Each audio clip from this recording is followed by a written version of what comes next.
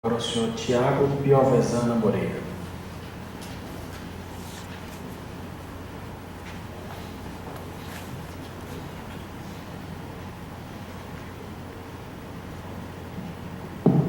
Bom dia a todos. Antes de ter o meu tempo, eu gostaria de ter um questionamento com relação aos arquivos do seu Roberto Davi, do PowerPoint, da apresentação, e do seu Gabriel Orvilha, do BNDES. Nós já temos eles disponíveis da forma como foram apresentados aqui lá no site? Sim. Vocês poderiam me dizer qual é o nome dos arquivos, porque eu não me recordo de quando eu baixei o material completo. Bom, nós temos um site www.brasil.gov.br que toda a documentação referente a esse projeto, desde os estudos iniciais, desde a documentação referente ao primeiro modelo, como também a documentação referente a esse modelo, aí envolvendo todo o material da sessão pública, envolvendo a documentação apresentada, as perguntas formuladas, toda essa documentação lá se encontra. Eu só acessei especificamente pelo ANTT. Pelo ANTT está disponível a apresentação no local audiência pública número 126 de 2012. Então, lá na audiência pública 126 tem a apresentação de anos. Legal. Isso. Eu posso começar então meu tempo. Ok. Eu gostaria de colocar os seguintes pontos. A primeira deficiência do projeto do TAV é que ele falta com uma definição, com a delimitação do problema a ser resolvido. Então, não temos um problema delimitado a ser resolvido, portanto, por desdobramento lógico, não temos como conseguir chegar, através de uma escolha de tecnologia, na melhor que resolve o problema, por déficit de formulação do problema. Isso condiciona a escolha da tecnologia e todo o detalhamento.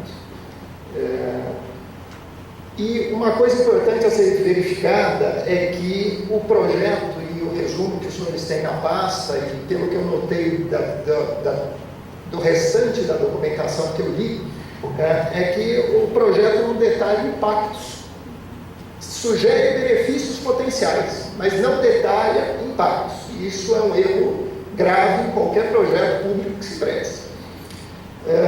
Também notei que na larga maioria dos documentos tem ausência de referências bibliográficas, de estudos internacionais. Eles existem, de órgãos importantes, Organização para a Cooperação do Desenvolvimento Econômico, órgãos internacionais que falam da experiência de trem de alta velocidade mundo afora. E isso não está. Então se faz citação para o Parker, que é da área de administração, mas eu quero saber estudo no que se amparou os estudos de trem de alta velocidade do Brasil e do consórcio que fez a modelagem do Synergy Hall de 2009. Isso não ficou claro para mim, e se os senhores puderem me orientar onde se encontra essa bibliografia, é interessante. Uma coisa que precisa ser respondida no âmbito dessa audiência pública pela NTT, por todos os órgãos competentes, é a resposta aos dois textos produzidos pelo assessor parlamentar Marcos Mendes, do Senado Federal, onde ele tem lá no Senado Federal os textos para discussão número 77 e número 80, onde ele levanta inúmeras fragilidades que ele entende assim do projeto e que eu não vi respondidas em nenhuma das documentações disponíveis. Isso é muito importante. Uma delas que ele levanta, e eu vou aqui colocar todas, é que o prazo de concessão é de 40 anos, mas a depreciação do material rodante é de 30. Quer dizer, um exemplo de incompatibilidade lógica. Mas eu não, os textos são muito densos, não vou aqui citar pontos específicos. Bom, do ponto de vista do impacto na cidade, o senhor Roberto Davi já disse que é obrigação da municipalidade dizer como é que é a questão da mobilidade urbana. Campinas viveu um processo de crise política que ainda se desdobra, absolutamente complicado, envolvendo cassação de 2 prefeitos, onde a marca desses 2 prefeitos cassados era a ausência de transparência e debate com a população. como membro da associação de moradores, e aqui eu falo como munícipe, não como representante da associação, porque não tivemos tempo hábil para essa deliberação, eu participo ativamente de todos os debates da questão urbanística em Campinas.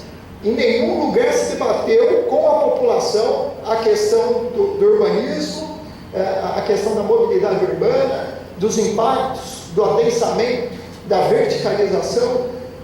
Cheguei a perguntar claramente em reuniões dos planos locais de gestão, que fazem parte, estão previstos dentro do nosso plano diretor da cidade, quantos mil veículos uma estação do TAV coloca no centro de Campinas.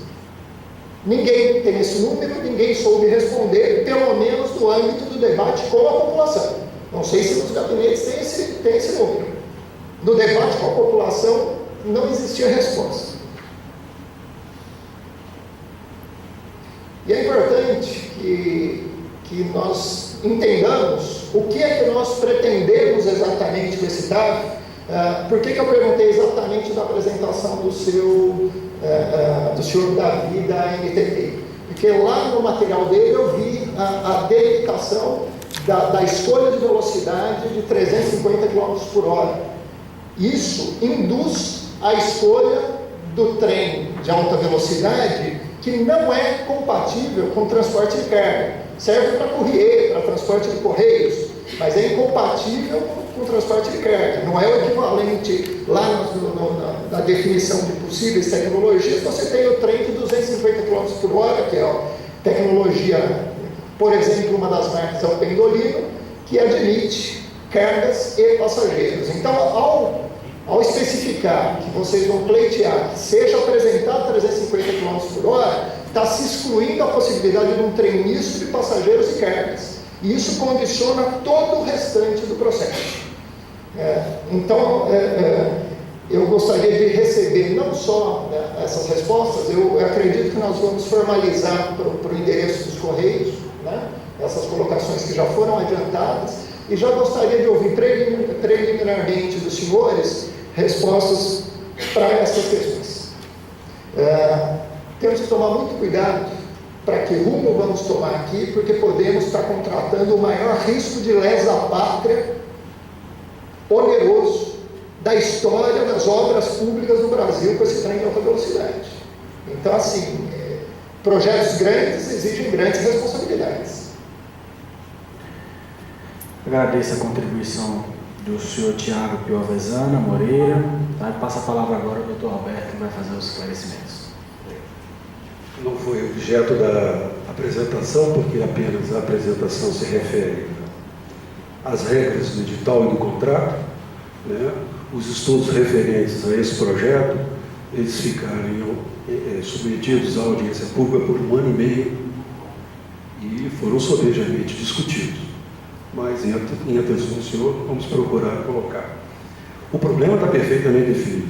Foi citado que este corredor vem sendo estudado há bastante tempo e todos os projetos que foram realizados, todos os estudos realizados, apontavam, mediante as condições desse corredor, a necessidade de acrescentarmos uma nova modalidade de transporte, uma vez que a dificuldade do ponto de vista de ampliação da capacidade rodoviária, diante da dificuldade de espaço e capacidade de transporte aéreo, não teríamos como ampliar a oferta de transporte ao longo desse corredor. E quando a gente passa ao apresentar de uma forma mais sintética a solução como um trem de alta velocidade, não é que não tenha sido analisado outras alternativas que assim foram sobejamente estudadas, inclusive o pendolino, inclusive o trem de levitação magnética, foram estudadas todas essas alternativas. E o trem de alta velocidade foi o que se mostrou o mais adequado, o que apresentou melhores condições de eficiência e de atendimento ao perfil da demanda, que é um outro aspecto extremamente importante de ressaltar. Só um momentinho, por favor. Importante ressaltar que o perfil identificado desta demanda, ele apresenta como característica que 70% dessa demanda, elas têm uma característica pendular. Ele sai de manhã, volta de noite, tenham um sentido de ida e volta a trabalho. E o tempo é um fator extremamente importante para a captação dessa demanda. E isso foi considerado sempre em todos os estudos que apontaram o trem de alta velocidade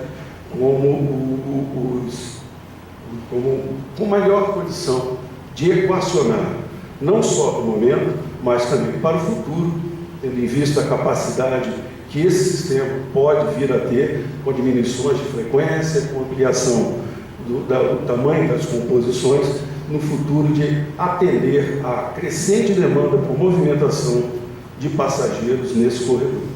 E o porquê que se optou com a utilização de linhas exclusivas para o transporte de passageiros? Tendo em vista o perfil exatamente dessa demanda, se nós tivéssemos um sistema que possibilitasse o uso de trens mistos ou a passagem de trem de carga, nós teríamos uma diminuição na atratividade desse sistema, certo? E quanto aos estudos foram citados, a bibliografia desses estudos estão citados em todos os estudos que foram feitos, certo? Que se encontram ao longo dessa documentação que está disponível no nosso site. Quanto às questões do senhor Marcos Mendes, nos fóruns adequados, elas foram sempre respondidas pelos representantes do Ministério do Transporte, como também da própria NTT. Não cabe aqui nós reproduzirmos toda essa documentação e essa discussão. Quanto à mobilidade urbana, há uma perfeita consciência de que há necessidade de um trabalho articulado. E isso será feito. Por isso o governo trouxe a si a responsabilidade, ao desenvolver o projeto executivo, de fazê-lo e estudá-lo por completo, abrangendo aí não só as questões de interferência socioambiental, como também as questões de mobilidade urbana, criando condições para a captação e a distribuição dessa demanda. Quanto à colocação do trem de alta velocidade 350 km, bem como a velocidade do projeto 350 km, é porque essas foram as considerações feitas ao longo do estudo.